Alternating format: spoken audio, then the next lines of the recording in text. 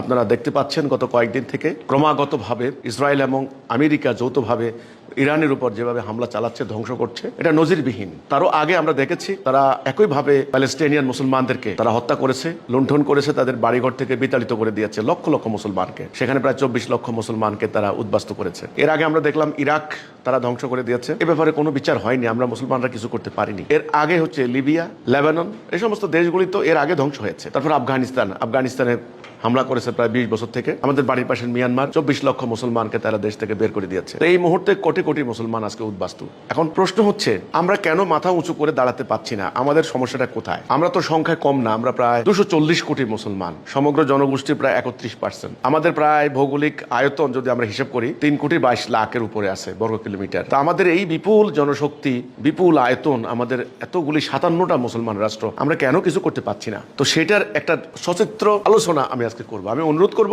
আমার আলোচনাটা আপনারা শেষ পর্যন্ত আপনারা মনোযোগ দিয়ে দেখবেন আর সমালোচনা করেন পক্ষে বিপক্ষে, সেটা পরে, আগে আমার আলোচনাটা একটু মনোযোগ দিয়ে শোনার জন্য আমি অনুরোধ করছি। আমরা আজকে মুসলমানরা ঐক্যবদ্ধ নই কেন? আমি প্রথমেই যেটা বলবো সেটা হচ্ছে আল্লাহ রসুল যে ইসলামটা আমাদেরকে দিয়ে গেলেন, হয়তো শুনতে অনেকের কাছে কষ্ট লাগে, অনেকে মানতে পারবেন না, মানতে চাইবেন না আমার এই কথাটা। নবী করিম সাল্লাল্লাহু আলাইহি সাল্লাম যে ইসলামটা দিয়ে গেলেন, আজকে সেই ইসলামটা হারিয়েছি। আজকে যে ইসলামটা চলছে এটা আল্লাহ রসুলের ইসলাম নয়, এই কথাটা অনেকে মানবেন না। এবং রসুল যেই জাতি তৈরি করলেন, আমরা আজকে সেই রকম মুসলিম জাতি নই। কিভাবে নই এটা নিয়ে দীর্ঘ আলোচনার ব্যাপার আছে। সোজা কথা, রসুল যে ইসলামটা প্রতিষ্ঠা করলেন, আমরা আজকে সেই ইসলামে নাই। এই না থাকার কারণে আল্লাহ রাব্বুল আলামিন আমাদেরকে শাস্তি দিচ্ছেন। এটা একটা শাস্তি, আমি মনে করি এটা আধ্যাত্মিক কারণ হিসাবে আপনি বলতে পারেন আল্লাহর শাস্তি।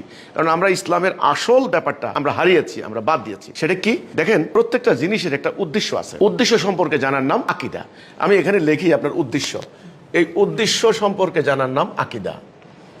এটা নিয়ে আমি বেশি কিছু বলবো না। এর আগেও আমি আমার অন্য আলোচনায় বলেছি। যেমন আমার এই যে কলম, হাতে একটা কলম আছে, এই কলমটার উদ্দেশ্য কি? এখানে মার্কার এটা দিয়ে লেখা। এই যে লেখা যদি না উঠে তাহলে এর কোনো মূল্য নেই। তেমনি ইসলামের একটা উদ্দেশ্য আছে, নবী পাঠানোর একটা উদ্দেশ্য আছে, কোরআন নাযিলের একটা উদ্দেশ্য আছে। আমরা মুসলমানরা সেই উদ্দেশ্য ভুলে গিয়েছি, সেই লক্ষ্য আমরা ভুলে গিয়েছি।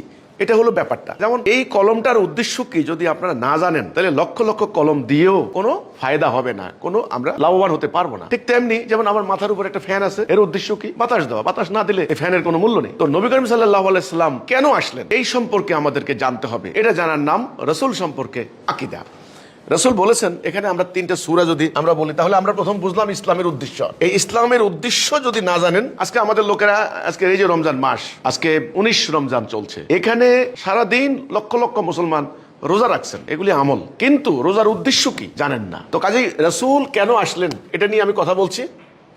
সূরা ফাতিহা 28, সফ 9, তওবা 33। এই 3টা সূরার মধ্যে আমরা পাবো রাসূলের আগমনের উদ্দেশ্য কি। আল্লাহ বলছেন, আমি আমার রাসূলকে পাঠিয়েছি হেদায়া এবং সত্য দিন দিয়ে। হেদায়া এবং সত্য দিন, যেন এটাকে প্রতিষ্ঠা করে।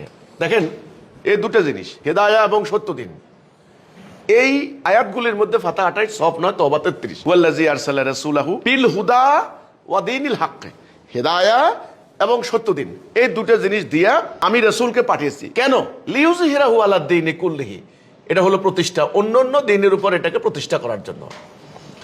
তাহলে এই দুটো বিষয় আমাদেরকে পরিষ্কার হতে হবে। একটা হলো হেদায়া এবং সত্য দিন, আর একটা হলো সেই দিনটাকে প্রতিষ্ঠা করা। আপনি দেখেন, আল্লাহর দেওয়া সত্য দিন যদি প্রতিষ্ঠা না হয়, এর কোনো মূল্য নেই। ধরুন আপনি একটা দামি গাড়ি আমদানি করেন, গাড়িটা যদি আপনি চালিয়ে গন্তব্যে যেতে না পারেন, এই গাড়ি আমদানির কোনো মূল্য নেই, আপনি লক্ষ্যে পৌঁছতে পারবেন না। ঠিক তেমনি মানব জীবনে শান্তি, ন্যায় বিচার, সুবিচার কিভাবে আসবে, সেটার জন্য আল্লাহ সুবহানাহু ওয়া তাআলা তিনি জানেন, তিনি আমাদেরকে সৃষ্টি করেছেন। তিনি যেমন আমাদেরকে সৃষ্টি করেছেন, তিনি খালেক, তিনি আমাদের অধিপতি, তিনি মালিক, তিনি আমাদের রিজিক দিচ্ছেন, তিনি রাজ্জাক। ঠিক তেমনি আমাদের জীবন কিভাবে চলবে, আমাদের রাষ্ট্র, আইন কানুন, আদালত, আমাদের বিচার কিভাবে চলবে, এটার একটা নিয়ম, বিধান, হুকুম তিনি দিতে পারেন। সেই জন্য উনি হচ্ছেন এলাহ। তাহলে আমাদের এই যে হেদায়া মানে হচ্ছে তাওহীদ, লা ইলাহা ইল্লাল্লাহ, এটা হলো তাওহীদ, হেদায়া।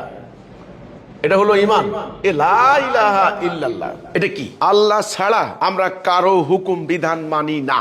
এটা হলো প্রথম কথা। একজন মুসলমান, একজন মুমিন, তাকে ঈমান আনতে হয় এই কথা বলে, আল্লাহর বিধান ছাড়া কারো বিধান মানি না, আল্লাহর হুকুম ছাড়া কারো হুকুম মানি না। এই আল্লাহর হুকুম একমাত্র আল্লাহর হুকুম মানার যে অঙ্গীকার, এটা হলো তাওহীদ, এটা হলো ঈমান।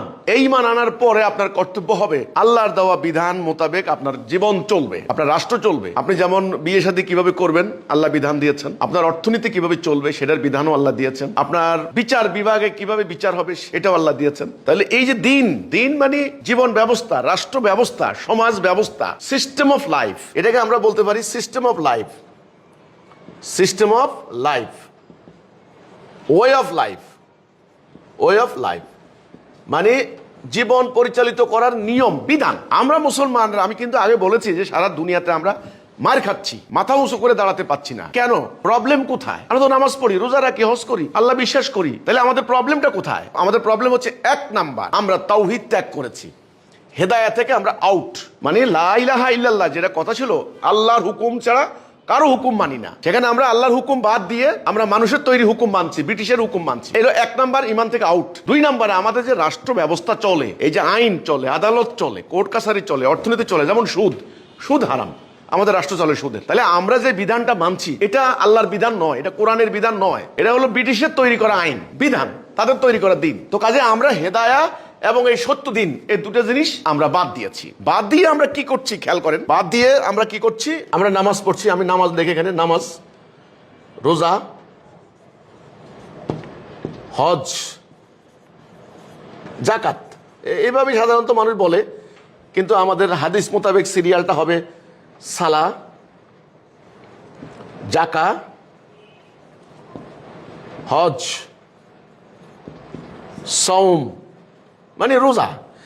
তো কাজে আমরা কিন্তু এইগুলি করে যাচ্ছি, আমরা কিন্তু এটা করছি, আমলগুলি করছি। আপনারা খেয়াল করেন, আমরা কিন্তু নামাজ পড়ছি, রোজা রাখছি, হজ করছি, জাকাত দিচ্ছি।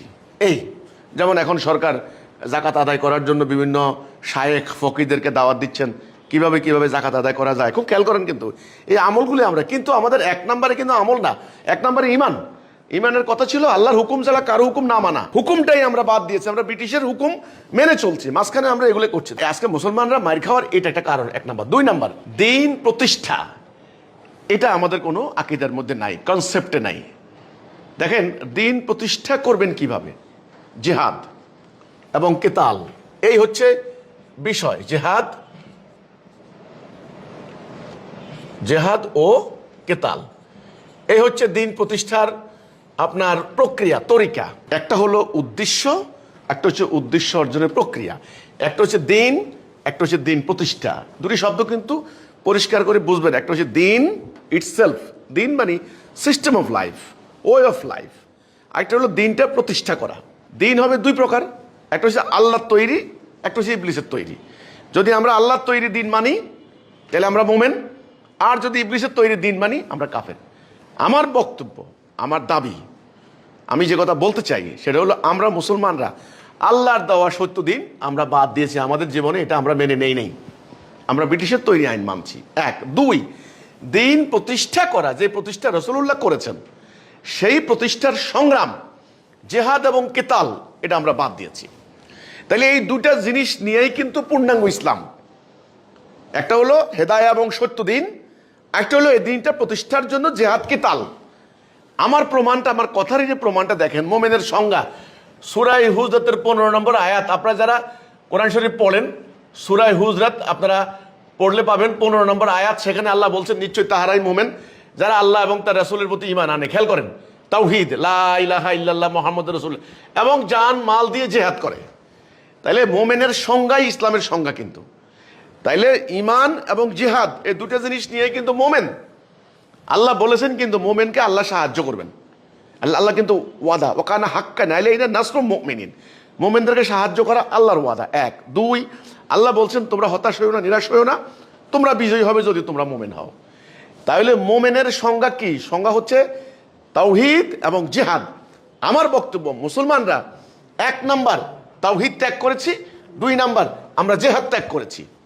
আমাদের কিন্তু নামাজ ঠিক আছে, নামাজ, রোজা, হজ, যাকাত এগুলি কিন্তু করছি, কিন্তু ইসলামের যে বেসিক দুইটা জিনিস নিয়ে যে পূর্ণাঙ্গ ইসলাম, ওটা কিন্তু আউট। এখন কথা হচ্ছে কেন? আমি দেখেন, এই যে দিন প্রতিষ্ঠার হলো কেতাল এবং জেহাদ, আমি এই প্রসঙ্গটা এইখানে এই জন্য আনলাম। আমি কতগুলা আয়াত আমি এখানে উল্লেখ করেছি, আপনারা যারা কোরআন শরীফ পড়েন কোরআন শরীফ খুলে আপনারা এটা দেখতে পারেন।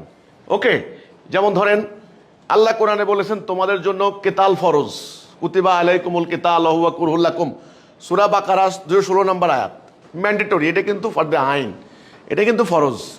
তাইলে আমরা কিন্তু কি, আমরা মুসলমানরা রোজা ফরজ, নামাজ ফরজ, আমাদের আলেম ওলামারা এই ওয়াজ করেন, কিন্তু তারা কারো কাছে এই ওয়াজ করেন না যে তোমার জন্য যুদ্ধ ফরজ, তোমার জন্য জেহাদ ফরজ। এটা কিন্তু বলেন না। কেন বলেন না? কারণ দিন প্রতিষ্ঠার প্রক্রিয়া ওনারা বাদ দিয়েছেন।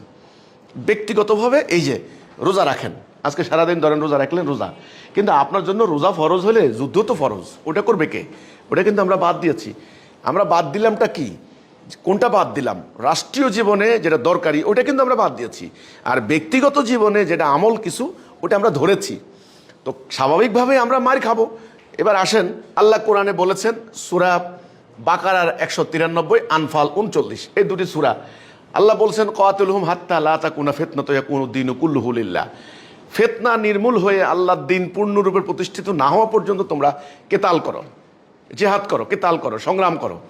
তাহলে আল্লাহর কোরআনের নির্দেশ যে ফিতনা নির্মূল না হওয়া পর্যন্ত কিন্তু কেতাল করতে হবে আপনাকে। তাহলে ফিতনা নির্মূলের প্রক্রিয়াটা কি? কেতাল, সংগ্রাম, যুদ্ধ। কোনোভাবে আপনি ফিতনা নির্মূল করতে পারবেন না। ফিতনা কি? এই যে অরাজকতা, এই যে অন্যায়, এই যে জুলুম, এই যে ঘুষ সুদ, এই যে শত্রুর হামলা উদ্বাস্তুকরণ, এগুলো হচ্ছে ফিতনা। এগুলা নির্মূল করতে হলে আপনাকে জিহাদ করতে হবে, যুদ্ধ করতে হবে। নবী করিম সাল্লাল্লাহু আলাইহি সাল্লামের সারা জীবন উনি 107টা যুদ্ধ করেছেন, ছোট বড় 107, 107। আপনার বদরের যুদ্ধের আগেও কিন্তু 8টা যুদ্ধ হয়েছে, ছোট ছোট ছোট ছোট অভিযান 8টা। বদর যুদ্ধ হলো 9ম। এরপর থেকে হিসাব করেন, রাসূলুল্লাহর ইন্তেকালের 4 দিন আগেও তিনি উসামা ইবনু জায়েদের মাথায় যুদ্ধের আমামা বেঁধে দিয়ে পতাকা দিয়ে বললেন যাও সেই ময়দানে যেখানে তোমার বাবা শহীদ হয়েছেন। কাজেই আপনি কিন্তু রাসূলুল্লাহর পূর্ণাঙ্গ জীবনীটা দেখতে হবে। রাসূলুল্লাহ সাহাবীরা তারা পেটে পাথর বেঁধেছেন, ওকে, তবলিগ করতে গিয়ে না, পেটে পাথর বেঁধেছেন, শত্রু আঘাতে আঘাতে জর্জরিত হয়েছেন, গাছের লতাপাতা খেয়েছেন, ওনারা দেশান্তরিত হয়েছেন। এই যুদ্ধ করে ওনারা কি করলেন? 12.5 লক্ষ বর্গমাইল এলাকায় আল্লাহর দ্বীনটা প্রতিষ্ঠা করলেন। রাসূল চলে যাওয়ার পরে হযরত আবু বকরের নেতৃত্বে, হযরত ওমরের নেতৃত্বে, হযরত ওসমান, মানে এর পরেও ওরা ভাতৃঘাতী যুদ্ধ হওয়ার পরেও তারপরেও কিন্তু অভিযান ছিল অর্ধ দুনিয়াতে, তৎকালীন জানাশোনা পৃথিবীর আল্লাহ দেওয়া দিন কায়েম হলো। আমার কথা হচ্ছে এইটা, রাসূল এবং সাহাবীরা অধিকাংশের কবর হয়েছে বিদেশের মাটিতে। প্রত্যেকটা সাহাবী শরীরে কোনো না কোনো অস্ত্রের আঘাত ছিল। তাহলে আমরা দেখেন, আমরা কিন্তু নামাজ বাদ দিই নেই। আমি আবার বলছি, পাড়ায় পাড়ায় মসজিদ, নামাজ কিন্তু বাদ দিই নেই, রোজা কিন্তু বাদ দিই নেই। আজকে আমরা দেখলাম ইসরায়েলের হামলায় ইরানের সবচেয়ে বড় একটা দৃষ্টিনন্দন মসজিদ, 500 বছরের পুরানো, তুলার মতো উড়ে গেছে। কিন্তু কাজে আমরা অনেক কষ্ট করে যে মসজিদটা তৈরি করছি, তাদের বোমার আঘাতে ধ্বংস হয়ে যাচ্ছে। কিন্তু কেন ধ্বংস হচ্ছে?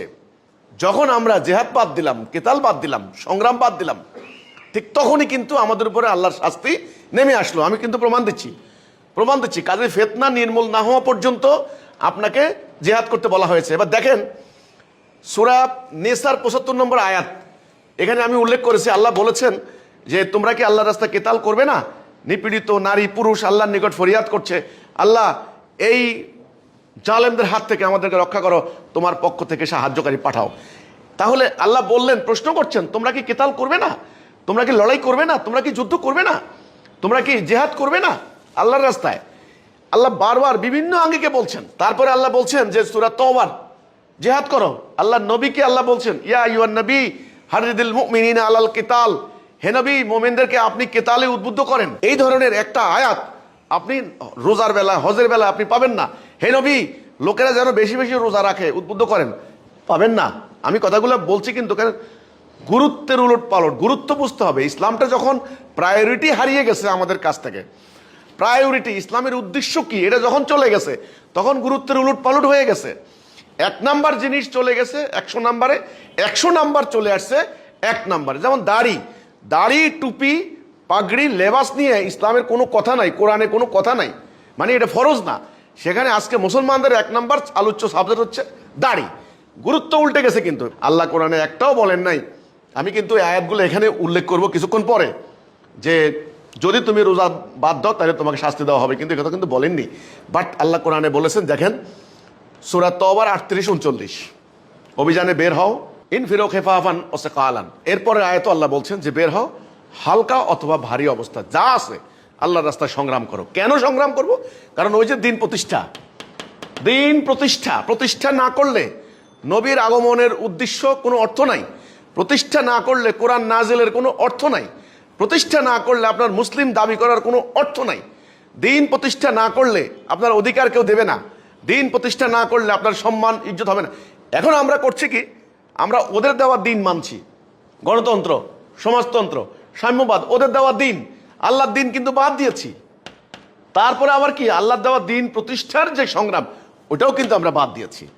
তো কাজে আমার কথা হলো এটা, দেখেন যদি তোমরা বের না হও তোমাদেরকে কঠিন শাস্তি দেব, অন্য জাতি চাপাই দিব। আশা করি হিসাবটা বুঝতে পেরেছেন। যদি তোমরা অভিযানে বের না হও, খুব সাংঘাতিক কথা কিন্তু, আল্লাহ কিন্তু কোরআনে এই কথা কোথাও বলেননি যদি হজ করতে না যাও, যদি রোজা রাখতে না যাও, যদি নামাজ না পড়ো তোমাকে এমন শাস্তি দিব, অন্য জাতি তোমার উপর চাপাই দিব, একথা কিন্তু আল্লাহ বলেননি, এ ধরনের কথা বলেননি। বাট আমি কিন্তু গুরুত্বের কথা বলছি। কেন দেখেন, আমি এখানে বোর্ডের মধ্যে একটা লিখলাম, নামাজের আলোচনা হয়েছে 67 বার, জাকাতের আলোচনা হয়েছে 29 বার। আমি কিন্তু মোটামুটি আমরা আয়াতেগুলি কিন্তু হিসেব করেছি। আপনি ডিরেক্ট ইনডিরেক্ট আপনি কিন্তু প্রত্যক্ষ পরোক্ষভাবে আয়াতের বেশ কম থাকতে পারে, আমি সেটা অস্বীকার করছি না। অনেকে বলে নামাজের কথা 82 বার, হ্যাঁ থাকতে পারে, বিভিন্ন আঙ্গিকে বিভিন্নভাবে আসতে পারে। বাট আমরা একেবারে সলাতের যে আয়াতগুলি একত্রিত করে আমরা পেয়েছি 67 বার। ওকে, জাকাতের কথা 29 বার, দেখেন হজ্জের কথা 10 বার, রোজার কথা 2 বার, তাওহীদের কথা 223 বার, আর জেহাদ এবং কিতালের কথা 164 বার, আরো বেশি আছে। এখন আমি যদি প্রায়োরিটি হিসাব করি, দেখেন আল্লাহ রাব্বুল আলামিন সবচাইতে 1 নাম্বার বেশি আলোচনা করছেন তাওহীদ, এটা 1।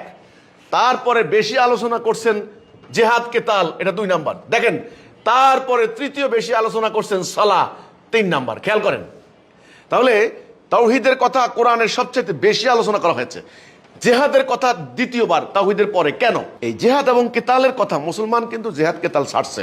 আমার কথা, মুসলমান কিন্তু নামাজ ছাড়ে নাই, মুসলমান কিন্তু রোজা ছাড়ে নাই, মুসলমান ছাড়ছে জেহাদ এবং কিতাল। এই জন্য ছাড়ার কারণে মুসলমানদের যে জেহাদের চেতনা, যে ইমানের চেতনা, এটা কিন্তু আউট। তো যে কথাটা আমি বলেছি যে আল্লাহ কোরআনে বলেছেন যে যদি অভিযানে বের না হও অন্য জাতি তোমাদেরকে চাপাই দেওয়া হবে এবং কঠিন শাস্তি দেওয়া হবে। ঠিক আজকে দুনিয়াতে এই মায়ের খাওয়ার পশ্চাতে এটা হলো মেইন রিজন। আপনারা আমাকে পাল্টা যুক্তি দেখান, আমি মানতে রাজি আছি, কিন্তু আমার এই যুক্তি খণ্ডান আপনারা, আশা করি খণ্ডাতে পারবেন না। কারণ নবী করিম সাল্লাল্লাহু আলাইহি ওয়াসাল্লাম সারা জীবন যে কাজটা করেছেন জেহাদ, সেটা আপনারা বাদ দিয়েছেন। এবার আসেন সূরা তওবা, সেখানে আল্লাহ কোরআনে বলেছেন 24 নম্বর আয়াত, তোমরা যদি আল্লাহর রাস্তায় জেহাদ করা অপেক্ষা তোমাদের স্ত্রী পুত্র, তোমাদের পরিজন, বাড়িঘর যেটা হারানোর আশঙ্কা করো, ব্যবসা বাণিজ্য যেটা মন্দা পড়ার আশঙ্কা করো, আপনারা আয়াতটা পড়ে দেখেন, সূরা তওবার 24 নম্বর আয়াত। সেখানে আল্লাহ বলছেন অপেক্ষা করো, এগুলি ভালোবাসা যদি বসে থাকো, ওয়েট করো, আল্লাহর সিদ্ধান্ত চলে আসবে। হুমকি দিচ্ছেন আল্লাহ। এরপরে দেখেন আল্লাহ বললেন সূরা তওবার 111 নম্বর আয়াত, আমি মোমেনদের জানমাল কিনে নিয়েছি, জান্নাত দেব। ফায়াকতুলুনা ওয়া ইউকতালুন ওয়াদান আলাইহি হাক্কান ফিত তাওরাতি ওয়াল ইনজিল ওয়াল কুরআন। তারা মরবে, মারবে, মানে কিতাল করবে, যুদ্ধ করবে। তাওরাতে তাদের বয়ান আছে, কোরআনেও আছে, ইনজিলেও আছে। এই জন্যে আল্লাহ বললেন যে মোমেনদের জানমাল কিনে নিয়েছেন জান্নাতের বিনিময়ে, জানমাল দিয়ে জান্নাত কিনতে হবে। এবার আসেন, আল্লাহ বললেন আমি পরীক্ষা নিব। কিসের পরীক্ষা? সূরা মুহাম্মদের 31 নম্বর আয়াত, আমি পরীক্ষা নিব, আমি টেস্ট করব তোমাদের মধ্যে কারা জিহাদ করেছে, কারা সাহাবের। কোরআনে আল্লাহ একটা কথাও বলেননি আমি পরীক্ষা নিব কারা রোজা রাখছো, কারা নামাজ পড়ছো, একথা বলেননি। আল্লাহ বলছেন কারা জিহাদ করছো, কারা সাহাবের। জেহাদের ময়দানে সাহাবের লাগে, সবল লাগে, কাজেই পরীক্ষা নিবে, জেহাদের পরীক্ষা। খেয়াল করেন, এরপর আল্লাহ বলছেন যদি পিঠ দেখাও রণাঙ্গন থেকে, তাহলে সূরা আনফালের 16 নম্বর আয়াত, আমার গজব পড়বে তোমাদের উপরে যদি পিঠ দেখাও। যদি পিঠ দেখাও, আল্লাহ কিন্তু কোরআনে বলেননি যদি একদিন রোজা না রাখো তোমার উপর গজব পড়বে, কোরআনে কিন্তু একটাও বলেননি। আমি কিন্তু তুলনা দিচ্ছি, আমরা কোনটা ধরলাম কোনটা ছাড়লাম। এরপরে আসেন মোমেনরা বিজয়ী হবে, সূরা ফাতাহ 22। এখন আসেন একটা আয়াত আমি বলি, সূরা বাকারার 154, ইমরান 169। আপনারা এই দুটো আয়াত পড়ে দেখেন। আল্লাহ বলছেন যারা আমার রাস্তায় নিহত হয় তাদেরকে তোমরা মৃত বলবা না, তারা জীবিত, তারা শহীদ, তারা আল্লাহর পক্ষ থেকে রেজেক্ট প্রাপ্ত।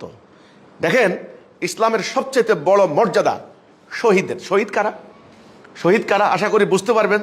যারা রোজা রাখতে রাখতে না খেয়ে মারা গেল তারা শহীদ না, যারা নামাজ পড়তে পড়তে মারা গেল তারা কিন্তু শহীদ কেউ বলবেন না, কোনো ফকি এটা বলতে পারবেন না। হ্যাঁ বলেন শহীদের মর্যাদা পাবেন ইত্যাদি ইত্যাদি। তো শহীদের মর্যাদাটা তো কতভাবেই পাওয়ার হাদিসে বর্ণনা আছে। ওকে, দুর্ঘটনায় মারা গেল মোমেনরা, শহীদের মর্যাদা। কিন্তু শহীদ যারা যুদ্ধ করতে গিয়ে শত্রুর মোকাবেলায় প্রাণ হারায়, জীবন দেয়, এরাই হলো শহীদ ফি সাবিলিল্লাহ, আল্লাহর রাস্তায়। তাহলে ইসলামের সবচাইতে মর্যাদা শহীদদের। ইসলামের সবচাইতে মর্যাদা, সবচাইতে বেশি সম্মান কোনো হাজী সাহেবের না, কোনো মুফতি মহোদয়ের না, কোনো মুফাসসিরের না, আপনার কোনো তার্কিকের না, কেউ বলতে পারবে না। হ্যাঁ, রোজা রাখতে রাখতে আপনি একেবারে কাষ্ট হয়ে গেছেন, তার না, শহীদের। এমনকি এলেম হাসিল করতে করতে আপনি মরে গেছেন, তারও সম্মান না। সম্মান হচ্ছে যেটা ইসলামকে বিজয়ী করার জন্য যারা জীবন দিবে তারা হচ্ছে শহীদ। তো আমি যে কথাটা বললাম, এতগুলি আয়াত আমি এই জন্য আপনাদেরকে উল্লেখ করলাম। আজকে মুসলমানরা আমরা কি ছাড়লাম? এখন আসেন, এই সালা, জাকাত, হজ, সম কেন আমরা আজকে আমলগুলি করছি? এটা কেন? এটা হচ্ছে জেহাদ কেতাল করার জন্য আপনার যে চরিত্র দরকার, সেই চরিত্রের প্রশিক্ষণ, সেই চরিত্রের প্রশিক্ষণ। এখন আপনার সামনে যদি জেহাদ না থাকে, আপনার সামনে যদি সংগ্রাম না থাকে, দিন প্রতিষ্ঠা না থাকে, তাহলে আপনার এই প্রশিক্ষণ দেওয়ার কোনো মানে নাই, এই প্রশিক্ষণ দেওয়ার কোনো অর্থ নাই। তাহলে নামাজ, রোজা, হজ, যাকাত এগুলো যে করে যাচ্ছেন, দিন প্রতিষ্ঠার কোনো কর্মসূচি নাই এবং তাওহীদ নাই, সত্য দিন নাই, তাহলে এই আমলের কোনো লাভ হবে না। তো সম্মানিত সুধীবৃন্দ, আজকে আমি এই কথাটা বলার জন্য আপনাদেরকে দাঁড়িয়েছি। কতগুলো আয়াত আমি একত্রিত করেছি, একত্রিত করে আমি এই কথাটাই বোঝানোর চেষ্টা করেছি আমরা কি ধরলাম আর কি বাদ দিলাম। আমরা ধরলাম দাড়ি, টুপি, পাগড়ি, পায়জামা আর কিছু আমল। আমরা বাদ দিলাম কি? বাদ দিলাম হলো সত্য দিন এবং দিন প্রতিষ্ঠার সংগ্রাম, জিহাদ কিতাল কর্মসূচি বাদ দিলাম। ফলে আমাদের এই মুসলমান জাতি আজকে গোলাম জাতি। আপনি প্রশ্ন করতে পারেন, আমি তাওহীদে, হেদায়া এবং সত্যদিন কেন প্রতিষ্ঠা করব? এই কেনর জবাব, এই কেন, সেটা হলো শান্তি। এই শান্তি প্রতিষ্ঠাই হলো ইসলামের উদ্দেশ্য। ইবলিসের চ্যালেঞ্জে আল্লাহকে বিজয়ী করা, এই শান্তি মানে ইসলাম। একটা গাছ রোপণ করার উদ্দেশ্য হচ্ছে ফল পাওয়া, ফল, রেজাল্ট। আপনি একটা গাছ রোপণ করলেন, ধরেন একটা কাঁঠাল গাছ রোপণ করলেন, তো কাঁঠালের বীজ লাগবে, গাছ পানি দিবেন, সার দিবেন, পাহারা দিবেন, বেড়া দিবেন, একটা নির্দিষ্ট টাইমে কাঁঠাল ধরবে। কাঁঠাল পাওয়ার উদ্দেশ্যই কিন্তু এত কিছু, এত কষ্ট। ঠিক তেমনি আল্লাহ সত্য দিন দিলেন, এই সত্য দিনের ভিত্তি হচ্ছে তাওহীদ, কিন্তু এটা প্রতিষ্ঠা করতে হবে। প্রতিষ্ঠা করার প্রক্রিয়া, প্রসেস, পলিসি অ্যান্ড প্রসেস, এটা কিন্তু পরিষ্কার মনে রাখতে হবে, পলিসি অ্যান্ড প্রসেস। এখন পলিসি অনেকে বললে কি নির্বাচন করবে, নির্বাচন জেহাদ, নো। আত্মার বিরুদ্ধে জেহাদ বড় জেহাদ, নো। আল্লাহ রসুল যে জেহাদ করেছেন, অর্থাৎ জান মাল দিয়ে ঐক্যবদ্ধ হয়ে একজন নেতার নেতৃত্বে আল্লাহ দেওয়া দ্বীনুল হক প্রতিষ্ঠা করার জন্য সংগ্রাম, জিহাদ এবং কিতাল, এই কথাটাই আমি বলার চেষ্টা করেছি। এই জন্যে মুমিনের সংজ্ঞায় জেহাদের কথা আছে। এই জন্যে আল্লাহ রাব্বুল আলামিন বলেছেন, যদি তোমরা আল্লাহর রাস্তায় অভিযান বাদ দাও, তোমাদেরকে বাদ দেব। আল্লাহ বলেছেন, তোমরা কি কিতাল করবে না? নিপীড়িত মানুষ আল্লাহর নিকট ফরিয়াদ করছে, আল্লাহ এই জালেমদের হাত থেকে আমাদেরকে রক্ষা করো। তাহলে কিতাল, তাহলে ইসলামের সবচেয়ে সম্মান বেশি শহীদদের, মানে সংগ্রামে। তাহলে আমি পুরো ব্যাপারটা এই চিত্র দেখাইলাম যে আমরা মুসলমানরা দুখান জিনিস বাদ দিয়েছি। এক, হেদায়া এবং সত্য দিন। দুই, দিন প্রতিষ্ঠার সংগ্রাম, জিহাদ এবং কিতাল, এটা আমরা বাদ দিয়েছি। অর্থাৎ ইসলামের প্রাণ, ভাইটাল অর্গানস, যেই দুটো জিনিস নিয়েই ইসলাম, যেটার জন্য নবীর আগমন হয়েছে, আমি আমার রসুলকে পাঠিয়েছি হেদায়া এবং সত্য দিন দিয়ে, যেন এটাকে প্রতিষ্ঠা করেন। আমরা মুসলমানরা ঠিক এই দুটো জিনিস বাদ দিয়েছি, হেদায়া এবং সত্য দিন এবং এটা প্রতিষ্ঠার সংগ্রাম। আমার নবী সারা জীবন এই সংগ্রাম করেছেন, সাহাবীরা সারা জীবন রক্ত দিয়ে এই সংগ্রাম করেছেন। আজকে আমরা মুসলমানরা এই দুটো জিনিস বাদ দিয়েছি। আমি আবার বলছি, আমাদের রাষ্ট্র চলে ব্রিটিশের আইনে, আল্লাহ দেওয়া দিন নয়।